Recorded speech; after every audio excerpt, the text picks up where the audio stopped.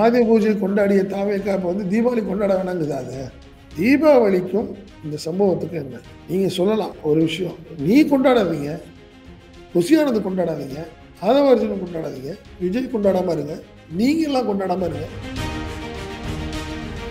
இது அரசியலா பார்க்குறேன் நான். தீபாவளியை கொண்டாட வேண்டாம் தாவேக்கா அறிவிப்புங்கிறது வந்து இதை வந்து விஜயை பத்தி பேசிட்டே இருக்கணும்னு நினைக்கிறாங்க. விஜய் தெளிவா இருக்காரு. உங்க கட்சி கொடிய அரை கம்பத்துல கூட நீங்க வந்து இது வரைக்கும் இறக்கல. மதியழகன் தலைவர்கள் பர்மிஷன் தரல, கொடுத்த உடனே வந்து வருகிறார். என்ன அயோக்கியத்தனம் அது? யார்கிட்ட பர்மிஷன் நீங்க கேட்குறீங்க? எதுக்காக இப்ப நீங்க வெயிட் பண்றீங்க? யார் உங்களை போவேன்னு சொல்லியிருக்கா? ஏன் அவங்கள்ட்ட போய் தப்பா பேசுறீங்க? தாவேக்கா தரப்புல இல்ல கவர்மெண்ட் பர்மிஷன் தர மாட்டேங்குது, தர மாட்டேங்குது, ஏன் பொய்ய சொல்றீங்க? யாரை ஏமாத்துறீங்க? ஆஃபீஸர்ஸ் ஏற்கனவே அவங்க உட்காந்து டிஸ்கஸ் பண்ணியிருக்காங்க. எஸ்ஐடிட்ட டாக்குமெண்ட்ஸ் எல்லாம் வாங்கிட்டாங்க. அதை நம்ம ஏற்கனவே சொல்லியிருக்கோம், பேசியிருக்காங்க. கிழிச்சு போடுற முறை இப்போ இல்லை. என்ன காரணம்னா முதல் மாதிரி கிடையாது. அதில் சில தவறுகள் நடந்துடுது. அதை வச்சுக்கிட்டு மீடியாக்கள் பெருசாகிடும். இல்லை அது வேறு யார்ட்டையாவது கையில் கிடச்சிச்சின்னா தப்பாக போயிடுங்கிறதுனால என்ன பண்ணிடுறாங்க, டெஸ்ட்ராய் பண்ண சொல்லிடுவாங்க. அப்படி அதை எரிச்சிருப்பாங்க. அதுதான் நடந்திருக்கும். இது எல்லாமே ஆஃபீஸர்ஸ் கன்சர்னில் தான் நடந்திருக்கும்.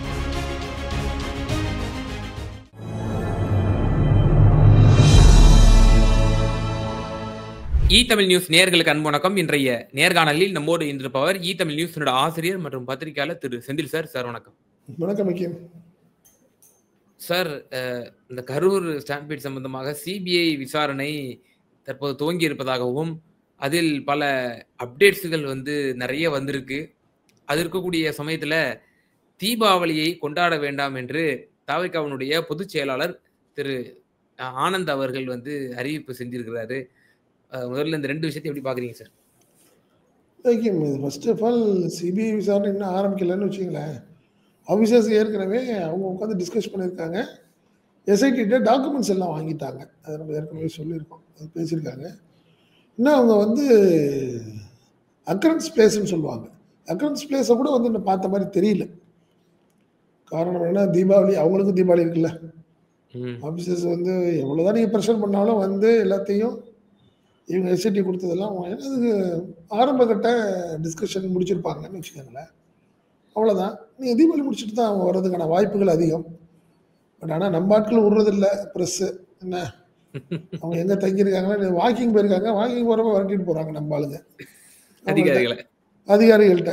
அவர்கிட்ட கேட்டோம்னா ஒரு ஆஃபீஸர்ஸு, சார் இன்னைக்கு 2ஆம் கட்ட விசாரணை ஆரம்பிச்சிட்டிங்களான்னு கேட்டால் அவர் பார்த்துட்டு ஆமா அவர் அப்படியே பார்த்துட்டு நோ அப்படின்னு போயிட்டே இருக்காரு. அவருக்கு என்ன புரியும்? அவருக்கு பாவம்,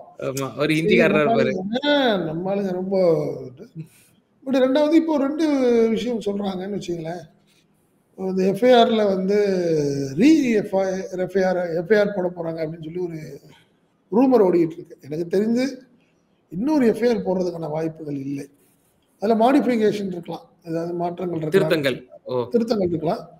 பட் எதா இருந்தாலும் ஒரு சார்ஜ் ஷீட் தானே ஃபைனல். எஃப்ஐஆருங்கிறது ஆரம்ப கட்ட தகவல், அவ்வளோதான். அடையாளம் தெரியாமலா, தாக்கப்பட்டவர் தெரிஞ்சவர் தெரியாமலா, அடையாளம் எது இருந்தாலும் தகவல், அவ்வளோதான். ஜஸ்ட் இந்த மாதிரி சம்பவம் நடந்துச்சு, நாம் இறந்து போனாங்க. இந்த தகவல் அடிப்படையில் இவர் ஸ்பாட்டில் இருந்த எஸ்ஐ வந்து தகவலில் வந்து உரிமை ஃபஸ்ட்டு எஃப்ஐஆரை வந்து அவர் தான் பண்ணியிருப்பார். இதுதான் வச்சுங்களேன். பட் சார்ஜ் ஷீட்டில் தான் வந்து யார் மேலே தப்பு, என்னென்ன நடந்துச்சு அப்படிங்கிற விஷயத்துக்கு தான் அது சார்ஜ் ஷீட் வந்து சிபிஐ தான் போட போகுதுன்னு வச்சுங்களேன். அவங்களுக்கு அது வந்து இன்வெஸ்டிகேஷன் முடிஞ்சது தானே, அது வந்து முடிஞ்சிச்சு. அதனால எனக்கு தெரிஞ்சு எஃப்ஐஆர்னு ஒரு புது தகவல், இது எல்லாமே ரூமராக இருக்குது அப்படின்னு தான் பார்க்குறேன். என்ன காரணம்னா நம்ம ஏற்கனவே சொல்லிட்டோம், சம்மன் போட்டு தான் விசாரிக்க போகிறாங்க. ஏன்னா இப்போ யார் எல்லா அக்யூஸ்டுமே கிட்டத்தட்ட அக்யூஸ்டுன்னு ஃபிக்ஸ் பண்ண எல்லாமே ஜாமீனில் வந்துட்டாங்க. ஸோ அதனால் இனிமேல் எல்லாத்தையும் கூப்பிட்டு சம்மன் போட்டு வரிசையாக இன்வெஸ்டிகேட் பண்ணி அதுக்கப்புறம் தான் நீங்கள் ஏற்கனவே அங்கே ஒரு மானிட்டரிங் கமிட்டி ஒன்று இருக்குது, அவங்கள்ட்ட சில டிஸ்கஷன் பண்ணிட்டு அந்த அடிப்படையில் தான் அடுத்தடுத்த விஷயங்கள் நடக்கும். அதுதான் சிபிஐ என்கொயரியில் பெரிய லெவல் டெவலப்மெண்ட் இல்லை. அது எஸ்ஐடி அந்த நேற்று நம்ம பேசுன மாதிரி அந்த ஆவணங்களை வந்து எரித்தது சம்பந்தமாக இப்ப பூதாகரமா செய்தி போடுறாங்களே சார். அப்போ திட்டமிட்டே எஸ்ஐடி தரவுகளை வந்து அழிக்க முற்பட்டிருக்குங்கிற மாதிரி ஒரு பிம்பம் போகுது. வாக்கிங் போனப்ப கேள்வி கேட்ட மாதிரி தான் ஆக்கிம் இது. சரி, அதாவது இது ஒரு ஆஃபீஸ். இந்த ஆஃபீஸ் எனக்கு டெம்பரரியாக ஒரு ஆஃபீஸ் கொடுத்தாங்க. நான் ஒர்க் பண்ணிட்டு இருந்தேன். டக்குன்னு இந்த ஆஃபீஸ் வந்து க்ளோஸ் பண்ணிருங்கன்னு சொல்லிட்டாங்க.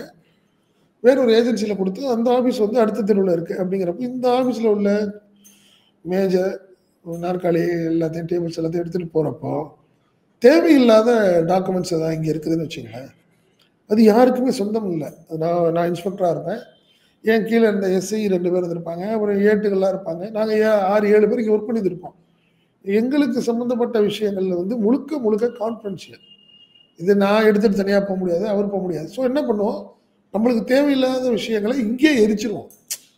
இங்கே என்ன பக்கத்துலேயே என்ன பண்ணிடுவோம், கிழிச்சு போடுற முறை இப்போ இல்லை. என்ன காரணம்னா மாதிரி கிடையாது. அதில் சில தவறுகள் நடந்துடுது. அதை வச்சுக்கிட்டு மீடியாக்கள் பெருசாகிடும். இல்லை அது வேறு யார்ட்டையாவது கையில் கிடச்சிச்சின்னா தப்பாக போயிடுங்கிறதுனால என்ன பண்ணிடுறாங்க, டெஸ்ட்ராய் பண்ண சொல்லிடுவாங்க. அப்படி அதை எரிச்சிருப்பாங்க. அதுதான் நடந்திருக்கும். இது எல்லாமே ஆஃபீஸர்ஸ் கன்சர்னில் தான் நடந்திருக்கும். புரியுதுங்களா? இதெல்லாம் வந்து யாருக்கும் தெரியல. இது வந்து எஸ்ஐடி சீஃப் அஸ்ராகாரக்கு உடைய கன்சர்னில் அவரோட இன்ஸ்ட்ரக்ஷன் அடிப்படையில் நடந்திருக்கும். கூடுதலான ஒரே விளக்கம், சொல்லுங்க. இந்த எரிக்கப்படக்கூடிய இந்த நடைமுறை வந்து காலங்காலமா இருக்கா? காலங்காலமா இருக்கு. இது வந்து காலங்காலமா இருக்கு. இப்போ வந்து என்ன பண்ணிட்டாங்க, இப்போ அந்த அதுக்கு வந்து டெஸ்ட்ராய் பண்றதுக்கு தனியா மிஷின்ஸ் வந்திருக்கு. பாத்தீங்கன்னா இன்டெலிஜென்ஸ் செக்ஷன் இருக்குல்ல, அதுல நிறைய ரிப்போர்ட்ஸ் வந்துட்டே இருக்கும்.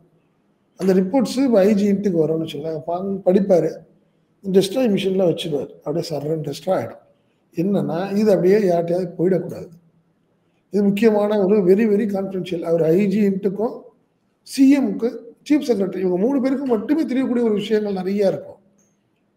புரியுதுங்களா? அது என்ன பண்ணுவீங்க நீங்க? சாதாரணமாக ஐஜி இன்ட்டுக்கு சொன்னார்னா ரைட்டுன்னு அவர் வச்சுட்டு போயிட முடியாது. அவர் கையில் இருக்க அவருடைய உதவியாளர் என்ன பண்ணுவார், டிஸ்ட்ராய் பண்ணிடுவார்.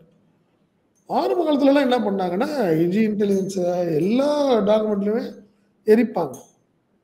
இது சம்மந்தப்பட்ட சூப்பரண்டனுடைய கன்சர்னில் நடக்கும். அது தேவையில்லாத டாக்குமெண்ட்ஸை அவர் மேற்பார்வையில் அதெல்லாம் எடுத்து கொண்டு போய் எரித்து அதை மண்ணு போட்டு மூடிட்டு போகிற வரைக்கும் அவரு தான் இன்சார்ஜ். யார்?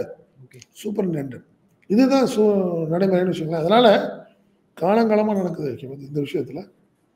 ஓகே. அப்ப நிச்சயமா திட்டமிட்டே ஒரு ஊடகம் தங்களுக்கு ஒரு பரபரப்புக்காக ஒரு இதை வைத்து ஒரு 4 நாள் ஓட்டலாம் அப்படிங்கிற மாதிரி ஏற்கனவே வழக்கமான ஒரு நடைமுறையை 100% அதான் சொல்றேன்.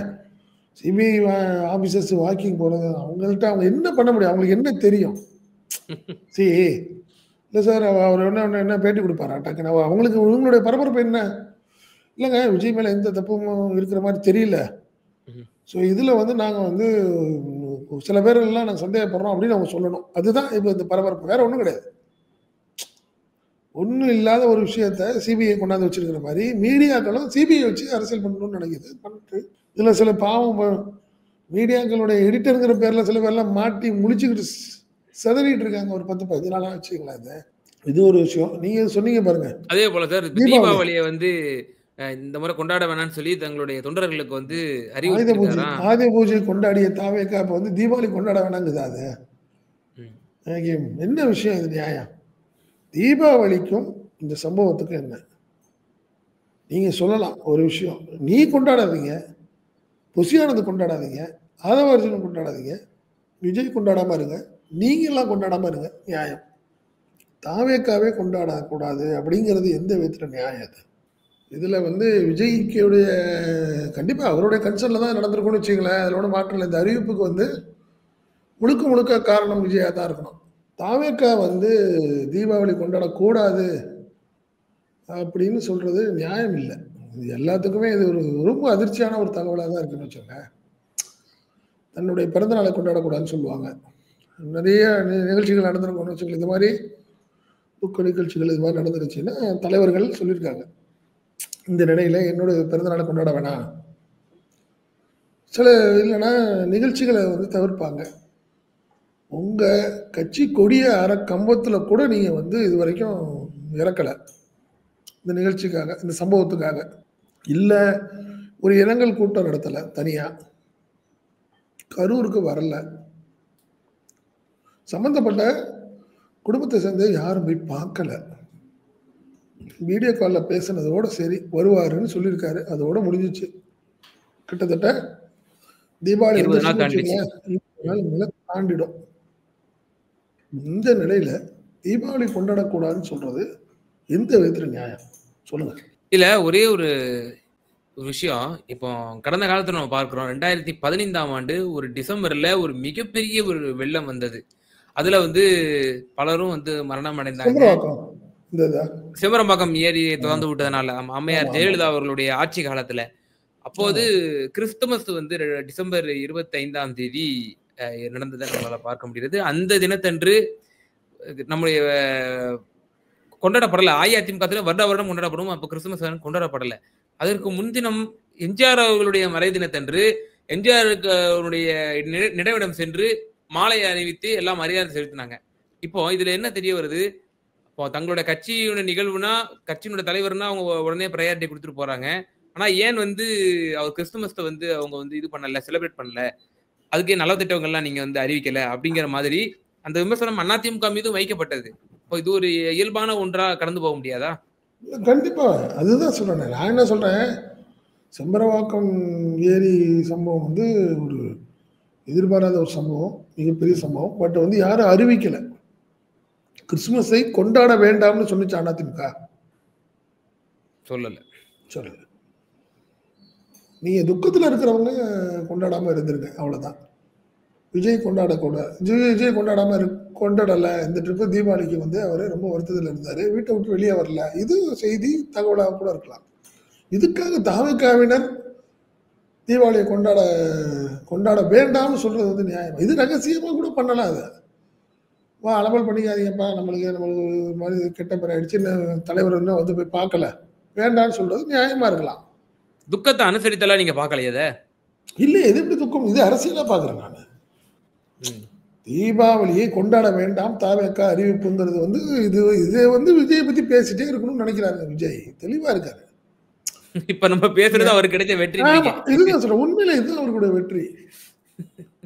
நீங்க சம்பவம் நடந்துச்சு, ஓடி போயிட்டாரு. ஆனா திடீர்னு ஒரு வீடியோ போட்டாரு. முதல்வர் அவர்களே, நான் வீட்டுல இருக்கேன், இல்லைன்னா ஆபீஸ்ல இருப்பேன், என்னைய வந்து பாருங்கன்னு சொல்லிட்டு அப்படியே ஒரு வீடியோ போட்டு அவ்வளவுதான் முடிஞ்சிச்சு. கரெக்டா 5 நாள் கழிச்சு பனையூர்ல இருந்து கிளம்பி இதுக்கு போறாரு, எங்க பட்டினப்பாக்கம். ஆமா, பனையூர்ல கரெக்டா பட்டினப்பாக்கம் போனாரு. அது ஒரு செய்தி.